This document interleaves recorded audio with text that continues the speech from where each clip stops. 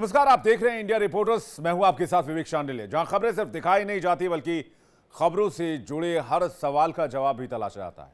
जहां सत्ता के गलियारों की हर हलचल पर नजर होती है, जहां सरहद से लेकर सड़कों तक हर बड़ी खबर पर हमारे रिपोर्टर्स रखते हैं पैनी और बेबाकी से नजर।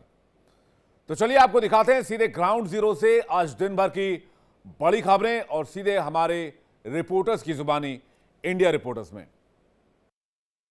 ऑल इंडिया मुस्लिम जमात के राष्ट्रीय अध्यक्ष मौलाना शाहबुद्दीन रिजवी बरेली ने एक योगी आदित्यनाथ को पत्र लिखा है, जिसमें मांग की है कि वक्फ बोर्ड की अगर जांच कराई जाए तो राम मंदिर चढ़ावा मामले में जिस तरह से आरोप लग रहे हैं उससे बड़ा घोटाला निकल के आ सकता है। उन्होंने कहा है कि जैसे वक्फ बोर्ड में सपा सरकार में तमाम तरह की लूट खसोट हुई थी, उस वक्त आजम खां के ऊपर ये मंत्रालय हुआ करता था, यानी हज और अल्पसंख्यक मंत्रालय आजम खान के पास था। और उस सपा सरकार के दौरान जब 4 बार मुख्यमंत्री रहे मुलायम और अखिलेश, तो आजम खान ने मनमाने तरीके से वक्फ बोर्ड की जो संपत्तियां थी उसको बेची, खरीदी और उसको पैसे का बंदरबाट किया। ऐसे में जो शिया सेंट्रल वक्फ बोर्ड है, सुन्नी वक्फ बोर्ड है, उसके जो निदेशक थे उन्होंने मिलकर कई सालों तक वक्फ बोर्ड की जो जमीनें थी औने पौने दामों में बेचकर बंदरबाट की गई। तो उस कहा है कि सीएम योगी आदित्यनाथ से पत्र लिखकर जो राष्ट्रीय अध्यक्ष हैं ऑल इंडिया मुस्लिम जमात के शाहबुद्दीन रिजवी बरेलवी ने अपील की है कि एक बार जांच कराएं और जो दोषी होगा उसके खिलाफ कड़ी से कड़ी कार्रवाई की जाए। उन्होंने सिलसिलेवार तरीके से मुलायम सरकार के साथ साथ अखिलेश सरकार जब 2017 तक थी, उस दौरान वक्फ बोर्ड में कई अनियमितताएं मिली थी और उस समय भी जांच की मांग की गई थी, पर सरकार सपा होने की वजह से उस वक्त वो चीज़ें नहीं हो पाई। पर अगर अब जांच की जाए तो वक्फ बोर्ड में इतना बड़ा घोटाला निकलेगा जिसकी आप कल्पना नहीं कर सकते। उन्होंने बताया कि वक्फ बोर्ड की जो ज़मीनें थी वो हमारे पूर्वजों ने गरीबों के लिए दान की थी कि गरीब जो लोग रहेंगे, पढ़ेंगे, शिक्षित होंगे और जो यतीम बच्चे हैं उनको लिए थी। पर इन लोगों ने उसका गलत फ़ायदा उठाया और जमकर उसकी जो ज़मीन थी उसको बेचा, प्रॉपर्टी को बेचा और कई गड़बड़ियाँ करी और कई चीज़ों के वित्तीय लेन देन में अनियमितताएं सामने आई। अब इस बयान के बाद तमाम तरह के रिएक्शन आने शुरू हो गए हैं और सीएम योगी आदित्यनाथ से अपील करते हुए एक पत्र भी जारी किया गया है। बताया है कि राम मंदिर में जिस तरह से आरोप लग रहे हैं, अगर इसकी जांच कराएंगे गहराई से तो पता चलेगा कितना बड़ा घोटाला सपा शासन काल में हुआ और उसके बाद दोषियों के ऐसी कड़ी सजा दिलाइए जिससे कि आने वाले भविष्य में गरीब बच्चों का कोई हक ना मार सके। वीडियो जर्नलिस्ट सर्वजीत सिंह के साथ Anuj Kumar, India daily 24x7, Lucknow. Supreme court की पहल के बाद आज काशी में ज्ञानवापी को लेकर के हिंदू और मुस्लिम पक्ष आमने सामने था। मध्यस्थता की बैठक रखी गई थी, मगर ये बैठक पूरी तरीके से विफल हो गई। हमारे साथ बातचीत करने के लिए हिंदू पक्षकार हैं, इनसे बात भी करेंगे। दीपक जी, किस प्रकार की बैठक थी और कैसे विफल हो गई? जी देखिए, जो है ये सुप्रीम कोर्ट के पहल दिशा निर्देश पे आज यहाँ हम लोगों को दोनों पक्षों को जो है बात करना था कि जो है वहाँ जो है एक समझौता होता जो है, लेकिन वो शुरू से मुस्लिम पक्ष भी जिस तरीके से इस पूरे मामले का बायकाट किया, उसी तरीके से हम लोगों ने भी जो है हिंदू पक्ष भी इस पूरे प्रकरण का बायकाट किया। हम लोग नहीं चाहते थे कि किसी शर्तों के साथ वहाँ कोई वार्ता हो। सबसे बड़ी बात है कि अभी वहाँ जो आदि विश्वेश्वर का जो शिवलिंग मिला, जिसकी अभी जांच होना बाकी है, तो सारे सब कुछ तो वो जगह चीख चीख के करा, सारे सबूत कर रहे हैं कि वो मंदिर है। दूसरा पक्ष तो वहां से भाग रहा है, वो जांच से पीछे हट रहा है, हर जगह हर स्टेज पे वो विरोध कर रहा है। तो हम लोगों का यही है कि अगर आप सुलह से अगर इसको हल कराना चाहते हैं तो बिना शर्त, पहला बात यह कि बिना शर्त आप जो है इस पे वार्ता करें, उस जगह को आप छोड़ें। उस जगह से कोई समझौता नहीं होगा, वो हिंदुओं का जगह है। हम लोग बैठ करके एक विचार करेंगे, आगे जो है रणनीति तैयार करेंगे और हम लड़ करके इसको जो है फिर से एक भव्य मंदिर, एक स्वरूप वहाँ बनाएंगे। उनसे कुछ और अधिवक्ता, इनसे भी बात करेंगे, जानेंगे। बाजी, क्या हुआ कुछ? क्योंकि सुबह जब आप लोग गए तो आप लोगों में उत्साह था, आप लोगों ने क्या उम्मीद है कि इस बैठक के माध्यम से कुछ निर्णय निकलेगा, मगर अचानक से विफल होना?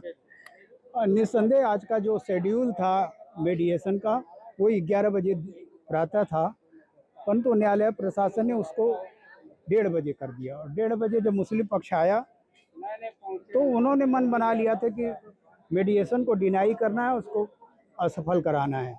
और उन्होंने लॉजिक दिया, चूंकि मामला सब जुडिस है, न्यायालय के विचाराधीन है, तो ट्रायल कोर्ट में ही मामला चले, हम वहाँ पे ही फेस करेंगे। और दूसरे तरफ हम हैं, यानी हिंदू पक्ष, हमारा मानना था कि प्रॉपर्टी हमारी है, संपदा हमारी है, हमारे आराध्य देव का स्थान है, तो आप लोग उस पर अतिक्रमणकारी हो, बहुत जल्दी छोड़ दो, जिससे भव्य मंदिर बनने का मार्ग प्रशस्त हो सके। ऐसा ही हमारा आग्रह था। हमने भी कहा कि हमारे पास एएसआई का सर्वे है, एडवोकेट कमीशन की कार्रवाई का पूरा रिकॉर्ड है, जो जिससे हम संतुष्ट हैं और पूरी तरह से हम विश्वस्त हैं कि वो सारे साक्ष्य हमारे पक्ष में हैं। और इन सब बातों को जानते हुए मुस्लिम पक्ष लगातार भाग रहा है। वो परिसर जो ज्ञानवापी का परिसर आदि विश्वेश्वर का, जो हजारों हजार साल से ज्योतिर्लिंग है, वो स्थान पे हम क्या समझौता करेंगे? वो स्थान हमें चाहिए, उस पर हमें न कोई समझौता करना है, न कोई वार्ता करना है। उसके अलावा अगर कुछ हो तो भाई बात हो। तो इसलिए मध्यस्थता कुल मिला के असफल हो गया। वो हम लोगों का विषय था, जो है असफल होना ही था, और सारी चीजें हम लोग के साथ थी। फिलहाल हिंदू पक्ष की माने तो उनका कहना है कि मुस्लिम पक्ष के पास किसी प्रकार की कोई साक्ष्य नहीं है, कोई बात नहीं है, इस वजह से वो आने से बच रहे हैं। मुस्लिम पक्ष ने पहले तो मना किया था इसमें पहुंच शामिल होने से, मगर उसके बाद उन्होंने अपने अधिवक्ताओं को भेजा। इसके बाद उनका ये भी कहना है कि वो 21, 22 और 23 तारीख को जो सुप्रीम कोर्ट में बैठक होगी मसला की, उसमें जरूर शामिल होंगे। अब देखना होगा 21, 22 और 23 तारीख को क्या कुछ तस्वीर सामने आती है। वाराणसी से इंडिया डेली के लिए माता वैष्णो देवी के चढ़ावे को लेकर एक विवाद सामने आया है, जिसमें बताया गया है कि तकरीबन 550 करोड़ की चांदी थी। जब वो उसको वहां से लेकर पिघलाने के लिए लाया गया तो उसमें से सिर्फ 5% यानी 20 करोड़ की चांदी जो है वो सही निकली। बाकी जो सब अदर मटेरियल्स निकले, अदर हम उसे कह सकते हैं अदर मेटल्स निकले, तो उसको लेकर जो है एडवोकेट दीपक शर्मा है, उन्होंने इसको कोर्ट में लेके गए, न्यायालय में लेके गए, और इसके खिलाफ जो है एक केस दायर हुआ, जिसको लेकर लगातार तारीख अभी चल रही है। अभी इस केस पर सुनवाई चल रही है। एडवोकेट दीपक हमारे साथ मौजूद है। सर, दीपक सर, क्या पूरा किस्सा है ये? कि लगभग थोड़े दिनों पहले ये मीडिया में रिपोर्ट हुआ कि माता वैष्णो देवी श्राइन बोर्ड, जो कि अपने जम्मू कश्मीर में एक बहुत बड़ा बोर्ड है, बहुत बड़ा संस्थान है, उसने जो श्रद्धालुओं द्वारा चढ़ाई गई 20 टन की जो चांदी थी, वो सरकारी मिंट में जिनके साथ उनका करार था उसमें भेजी पिघलाने के लिए, फर्दर प्रोसेसिंग के लिए। और ये बताया गया कि उस 20 टन में से, जिसकी कीमत जो बाजार में लगभग 550 करोड़ रुपए थी, तो उस 20 टन में से सिर्फ 5 से 6% चांदी, यानी कि लगभग 20 से 30 करोड़ रुपए की चांदी जो थी, वो ये बताया गया कि सिर्फ वही असली है, बाकी सारी की सारी लगभग 550 में से 530 करोड़ रुपए की चांदी नकली निकली। और जैसे मैंने बताया कैडमियम, तो कैडमियम एक बहुत ही हाईली टॉक्सिक मेटल है, वो उसको इजिली प्रोक्योर नहीं किया जा सकता, लाइसेंस्ड है वो। तो अब ये मानना भी बड़ा मुश्किल था कि इन सब दुकानदारों ने, लाखों दुकानदारों ने, वो इतनी ज़्यादा क्वांटिटी में कैडमियम भी प्रोक्योर किया, उसमें मिलाया और वो बेच दी। तो इस सब मामले को लेकर मैं क्राइम ब्रांच में 9 मई 2026 को मैंने एक कंप्लेंट दायर की। क्राइम ब्रांच लंबे समय पर इस मामले में सुस्त रहा, कोई ठोस कार्रवाई नहीं हुई। उसके कारण जो है मुझे मजबूरन कोर्ट में आना पड़ा। कोर्ट में माननीय न्यायाधीश ने जो था वो क्राइम ब्रांच को बोला कि आप इसमें स्टेटस रिपोर्ट जो है वो फाइल करिए, एक्शन टेकन रिपोर्ट फाइल करिए, आपने किया क्या है। जिसमें क्राइम ब्रांच बताता है कि हमें इनकी रिपोर्ट तो मिली, लेकिन उस रिपोर्ट के बाद जो है हमने अपने अधिकारियों को भेजा और अधिकारियों ने जो था उसका अप्रूवल देते हुए इसको किसी और पुलिस एजेंसी को भेज दिया। तो मेरे लिए वही कोर्ट में मेरा आर्ग्यूमेंट था कि ये अपने आप में कानून के विरुद्ध है, क्योंकि मैंडेट लॉ का ये बोलता है, अदरवाइज भी जो क्राइम ब्रांच का ऑफिस है, होम डिपार्टमेंट की नोटिफिकेशन के हिसाब से क्राइम ब्रांच का ऑफिस जो है वो पुलिस स्टेशन है, और क्राइम ब्रांच के जो एसएसपी हैं वो उसके थानेदार एसएचओ हैं। तो जब ये पुलिस स्टेशन है और एसएचओ है, तो सबसे पहले और इन्हीं के मैंडेट में आता है ऐसे ऑफेंस को इन्वेस्टिगेट करना। तो इनको कानून के हिसाब से खुद ही इसको जो इसका कॉग्निजेंस लेते हुए खुद इसको इन्वेस्टिगेट करना था एफआईआर लगाने के बाद। किसी और को भेजना जो था कानूनी गलत था। माननीय न्यायाधीश ने इस बात को समझा है और अकॉर्डिंगली उन्होंने आदेश दिया है क्राइम ब्रांच के आईओ को कि आने वाली तारीख को 29 जुलाई को वो पेश होंगे और पूरा रिकॉर्ड जो है इस मामले में तलब भी किया है। देख सकते हैं यहाँ पर सीधा सीधा एक प्रश्न चिन्ह लगाया जा रहा है कि कहीं ना कहीं जो ढिलाई जो है वो जो है सरकार द्वारा की जा रही है, और इसको लेकर जो है अब एडवोकेट दीपक शर्मा ने कोर्ट में जब कोर्ट के संज्ञान में लाया तो उसके चलते हुए अब कोर्ट ने उनको अगली तारीख यानी 29 जुलाई को पेश होने की ताकीद दी है, और साथ में कहा है कि जितनी भी अभी तक जितनी भी इसमें इंक्वायरी हुई है या जितना भी ऑर्डर कोर्ट से गया है उस सबको उस तारीख को पेश किया जाए। कैमरामैन सुनील के साथ विकास अब्रोल, इंडिया डेली 24/7 के लिए जम्मू से। साल 2020 में उत्तर पूर्वी दिल्ली में हुए दंगे में मारे गए आईबी अधिकारी अंकित शर्मा की हत्या मामले में दिल्ली की कड़कड़डुमा कोर्ट ने ताहिर हुसैन को, जो तत्कालीन निगम पार्षद था, उसे दोषी करार दे दिया है। बात की जाए कड़कड़डुमा कोर्ट की, तो कड़कड़डुमा कोर्ट ने तत्कालीन निगम पार्षद ताहिर हुसैन को धार्मिक वैमनस्य, अपहरण, दंगा और हत्या के मामले में दोषी पाया है।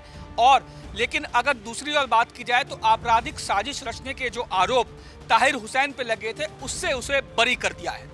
फिलहाल अब जो कड़कड़डुमा कोर्ट है वो अपने जो ताहिर हुसैन को जो दोषी करार दिया है उसकी ऑर्डर की कॉपी आरोपियों के वकील को सौंपेगी, और उसके बाद आरोपी के जो वकील है वो आगे की कानूनी जो प्रक्रिया है, कानूनी जो चरण है, कानूनी जो प्रक्रियाएं अपनाने की जो उनको पूरा छूट है वो अपनाएगी।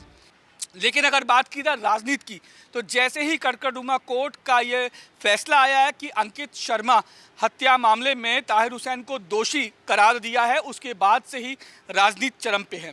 एक और जहां बीजेपी ने इस जो बात का स्वागत किया है कि कड़कड़डुमा कोर्ट ने जो अंकित शर्मा की हत्या मामले में ताहिर हुसैन को दोषी पाया है उसका उन्होंने स्वागत किया है। साथ ये कहा है कि 6 साल बाद आखिरकार अंकित शर्मा को न्याय मिल गया। तो वहीं दूसरी ओर कांग्रेस सांसद जो मसूद है, इमरान मसूद हैं, उन्होंने ये कहते हुए इस पूरे मामले को धार्मिक रंग देने की कोशिश की, जिसमें उन्होंने साफ तौर पे कहा कि अगर उसका नाम कपिल होता तो शायद वो बच जाता। यानी सीधे तौर पे ये कहा इस पूरे मामले को धार्मिक एंगल देने की कोशिशें की जा रही हैं। इसके अलावा अगर बात की जाए आम आदमी पार्टी के विधायक अमानतुल्लाह खान की अगर बात की जाए तो उन्होंने साफ तौर पे कहा है कि कड़कड़डुमा कोर्ट ने जो बातें कही है या जो ताहिर हुसैन को जो दोषी पाया है उसके विरोध में वो हाई कोर्ट जाएंगे और हाई कोर्ट में अपील करेंगे।